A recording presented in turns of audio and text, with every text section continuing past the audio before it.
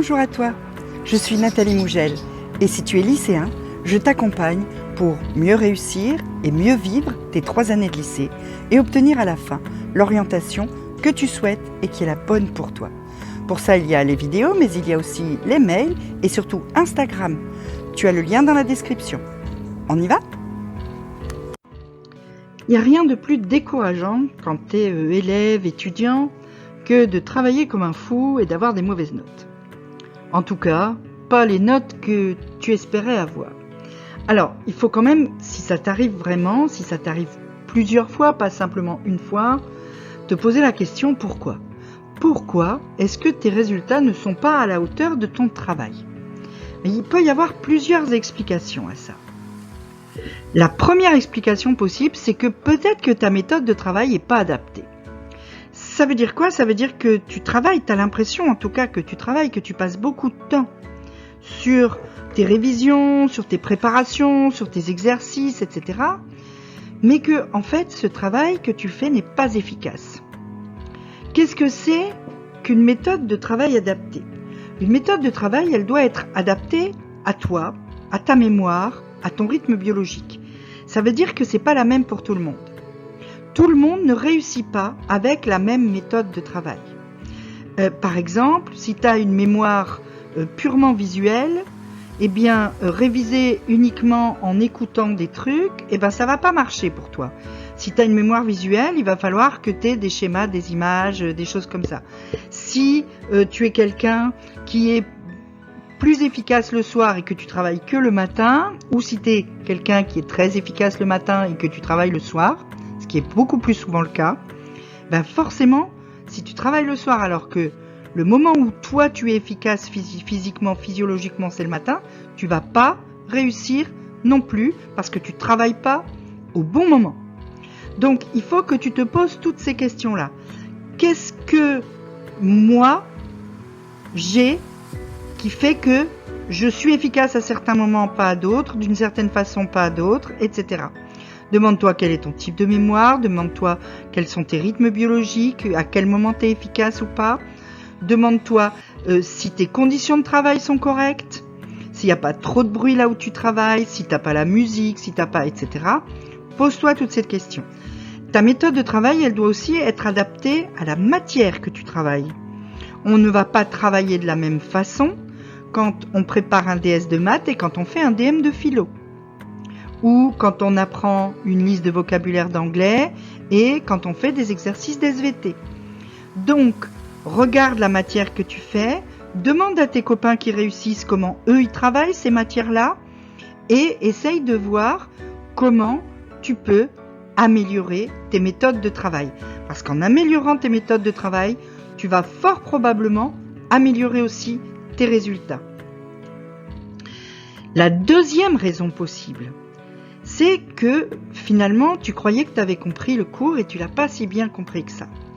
Ça peut arriver, ça veut pas dire que tu es nul, ça veut pas dire que tu comprends rien. C'est juste qu'il y a des matières qu'on comprend mieux que d'autres d'abord, et puis parfois en classe on a l'impression qu'on a compris, puis quand on révise le truc 15 jours après le cours, on s'aperçoit que non en fait, j'ai pas bien compris. C'est aussi le cas quand tu apprends des trucs par cœur, alors que tu n'as pas vraiment compris. Ça ne sert à rien. C'est comme si tu apprenais par cœur un texte en chinois. Moi, je peux apprendre un texte par cœur en chinois. Quelqu'un me le dit, j'apprends par cœur les sons et les intonations, et je répète le texte par cœur en chinois, mais je ne sais pas ce que je dis. Donc, ça ne sert à rien.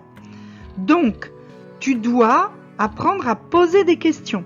Poser des questions en classe. Quand tu n'es pas sûr déjà en classe que tu as bien compris, que tu as un doute, lève ton doigt, pose la question au prof. Il n'y a pas beaucoup de profs qui ne répondent pas aux questions.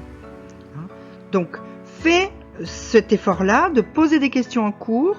Et puis, si c'est après le cours que tu t'aperçois que tu n'as pas bien compris, d'abord, s'il reste quelques jours avant le DS, par exemple, tu peux aller voir le prof à la fin de l'heure et lui dire écoutez, monsieur ou madame, pour le DS, là, il y a un truc qui est à réviser et ce truc-là, je ne l'ai pas vraiment compris.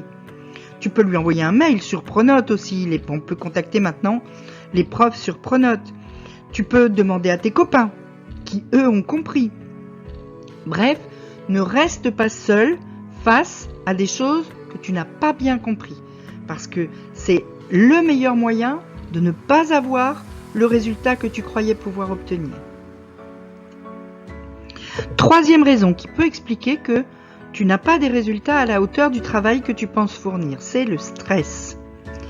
Parce que, d'abord, le stress, il peut jouer sur le moment quand tu apprends, il peut t'empêcher de te concentrer vraiment, il peut faire en sorte que t'es pas dedans quand tu apprends. Et puis, il peut aussi, le stress, avoir une influence sur le moment de la restitution. Pendant le DS ou pendant l'interrogation orale ou à ce moment-là, si tu es stressé, finalement, tu oublies tout ce que tu as appris, tu n'arrives plus à remobiliser tes apprentissages et du coup, tu as beaucoup appris, mais tu n'arrives même pas à ressortir tout ça pour le mettre sur le papier parce que tu es trop stressé, tu as trop peur de rater. À ce moment-là, ça veut dire qu'il faut que tu apprennes à gérer ton stress. Si tu es dans ce cas-là, n'hésite pas à m'envoyer un message. Il y a des moyens de gérer le stress. C'est la même chose pour les méthodes. Si tu peux m'envoyer un message, il n'y a pas de souci. Quatrième raison pour laquelle peut-être tu n'as pas les résultats que tu escomptais, c'est que tu procrastines. Et que finalement, tu as beaucoup travaillé, mais seulement la veille du DS. Tu t'y es mis au dernier moment parce que tu t'es dit jusque-là, wow, j'ai le temps, le DS c'est vendredi prochain. Et puis finalement, tu t'es retrouvé le jeudi soir à réviser ton DS. Et puis finalement, forcément, tu n'as pas eu le temps de véritablement assimiler toutes les connaissances qui se trouvaient dedans. Tu as travaillé en surface parce que tu as travaillé trop tard, au dernier moment, à un moment où ton cerveau ne va pas pouvoir tout avaler, traiter, afin de bien le restituer ensuite.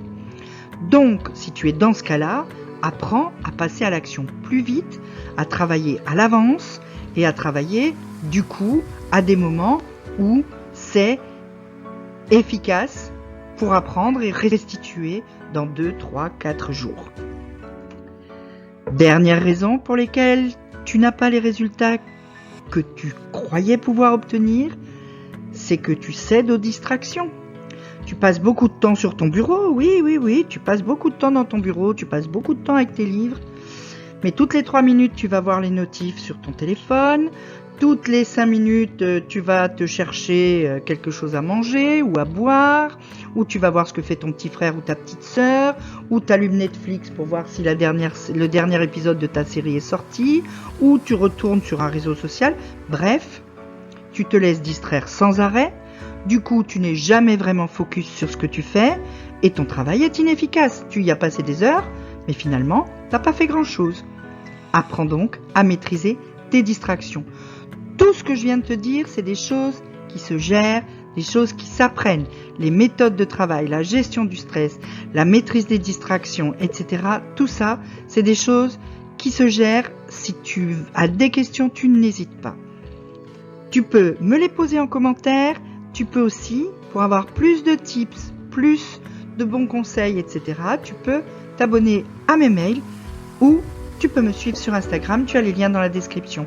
En attendant, petit pouce bleu, petit abonnement, petite cloche.